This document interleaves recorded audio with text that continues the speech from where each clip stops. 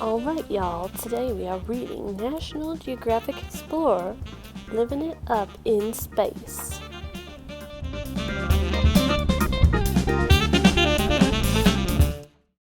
What's it like to live 220 miles above Earth, flying faster than a speeding bullet through the dark, airless space?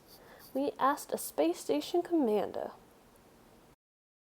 As you read these words, people are whizzing around Earth at 17,000 miles per hour. They are traveling in a giant orbiting laboratory. It's called the International Space Station, or ISS. The ISS is a huge team effort. The United States, Russia, Japan, Canada, Brazil, and 11 European countries that make up the European Space Agency are building the station. When complete, it'll be larger than a football field and weigh up to 1,000,000 pounds. Nothing that big and heavy could be rocketed into space. That's why scientists couldn't put the ISS together on Earth.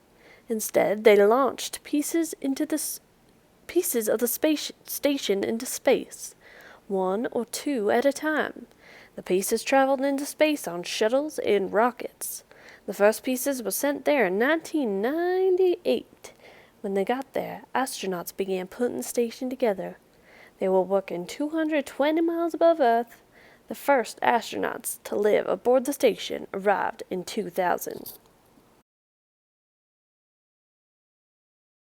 Inside the ISS, astronauts find protection against deadly space conditions, such as lack of air and temperatures that bounce from minus 250 degrees Fahrenheit to 250 degrees Fahrenheit.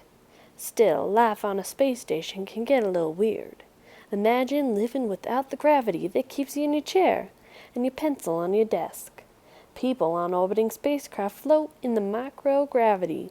This is a condition in which the effects of gravity are greatly reduced. It's sometimes described as a weightlessness. Getting around. Living in the microgravity is fun, says Bill Shepard, commander of the first ISS crew. It's like moving in a swimming pool, only even lighter. You can push off with a fingertip and move across the whole space module, he explains. You can look at any place on the wall or the ceiling and go there. Shepard spent months on the ISS during his first mission. After coming back to Earth, he says it took me a week to get used to walking around again. Wall-to-wall sleeping. In microgravity, there's no need for a bed. Astronauts can snooze while floating upside down in the middle of a room. But there's a chance they could drift off and bump against a computer control. So, at night, they strap themselves into sleeping bags that hang from the walls. Sleeping in space is very relaxing, Shepard says. You're not weighed down by gravity, so you don't feel anything pressing on your skin. Bathroom activities. In microgravity, water from a shower flies in all directions. Floating water droplets could damage an ISS computer. So, instead of taking showers, the space station residents rub water and soap all over their bodies, then sponge off. In orbit, you can't really rely on gravity to tug wastewater down the pipes of a toilet.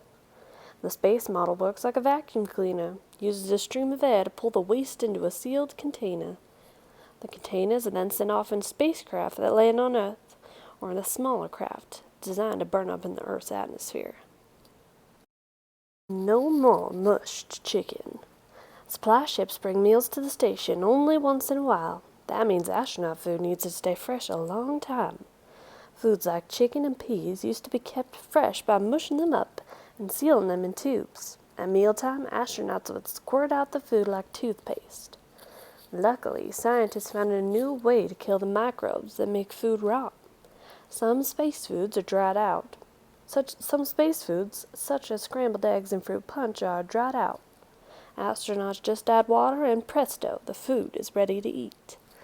Other foods, such as hot dogs and beef stew, are sealed in a micro-blocking plastic bag. Astronauts heat the bag before mealtime. Treats like candy and gum can stay fresh for a month without help. I thought the Russian food was a little tastier than the American food, Shepard says. They had good soups, chicken and rice was my favorite, but no one was very picky. To keep their meals from floating away, astronauts often slot food packages into special trays that strap the trays to their legs. Work and play. ISS astronauts keep busy. You'll most likely find them doing science experiments, walking in space to connect to a new module, or working out on special gym equipment. Astronauts must do a lot of exercising. Muscles go soft quickly when they don't have to work against strong gravity. As the first crew, Shepard's team has a special task, testing and repairing all the station's equipment. We work from 6:30 in the morning until 9:30 at night, he says. When he could snatch a free moment, Shepard liked to email folks back home, snap pictures of Earth, read books, and watch movies. Once we had a lethal weapon week. We watched all 4 of them, he says. What's the point? It will cost the United States billions of dollars to build its part of the ISS. Other countries are spending billions of dollars too. Why are people willing to pay so much for a station in space? Without Earth's atmosphere in the way, ISS astronauts can take clear pictures of outer space. And they can snap distant shots of Earth that will help scientists track changes in pollution, rainforest destruction, and climate. Astronauts will also conduct experiments to learn how materials and living things react to long periods of microgravity. This could help the scientists create life-saving drugs and stronger building materials to use on Earth. This could be the start of the era where people don't just live on Earth anymore, Shepard says. I think we could fly a mission that looked very much like the one we were just on that would get humans to Mars. I would be very interested in being a part of that mission.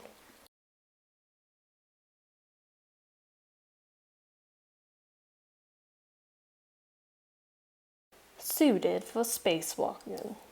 Space is definitely not user-friendly. Astronauts would die within minutes if they stepped outside the International Space Station without their spacesuits.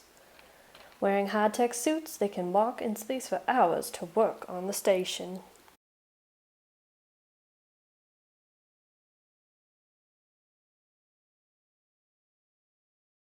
How are astronauts chosen? Every 2 years, NASA selects new astronauts. Thousands of people apply and only about 100 are chosen. Most people decide early in life that they wanted to be an astronaut. They were taught in school, they did well in math and science. Astronauts also need to function well as a part of a team. During their time in space, they share everything. They live in close quarters with many other people. There's no room for arguments on a spacecraft. So the answer is, anyone can become an astronaut, but you need the right training, skills, and personality. What if an astronaut feels sick? Many astronauts get sick during their first few days in space. That's because their bodies aren't used to living in microgravity. Imagine not knowing which way is up. You start feeling confused and queasy. This feeling is called space sickness.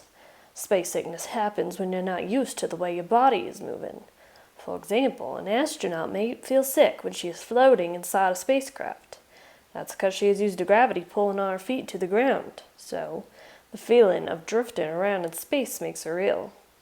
Astronauts quickly get over space sickness. After about 3 days, the sickness goes away, and the astronauts' bodies get used to feeling of living in space.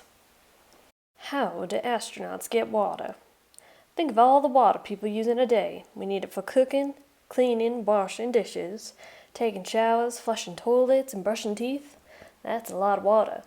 Like air, water is essential for life. In space, it's also hard to get. In fact, water has to be delivered from Earth, so astronauts can't afford to waste a single drop. Once water is used on the ISS, it gets collected. Then it's cleaned and the water is used again. In fact, astronauts recycle almost all the water they have. They use water from the sinks and other systems on the spacecraft. They even collect the sweat inside the spacesuits. What happens if there is a fire? Fires may be the astronauts' biggest worry. If your home catches fire, you get out as fast as you can. In space, however, you can't escape. You don't have anywhere else to go. Fires also burn a bit differently in space. On Earth, the flames blaze upward. It's a different story inside a spacecraft. That's because air is sent into the ship through vents in the walls and ceilings. Instead of burning upward, the flames burn toward the vents.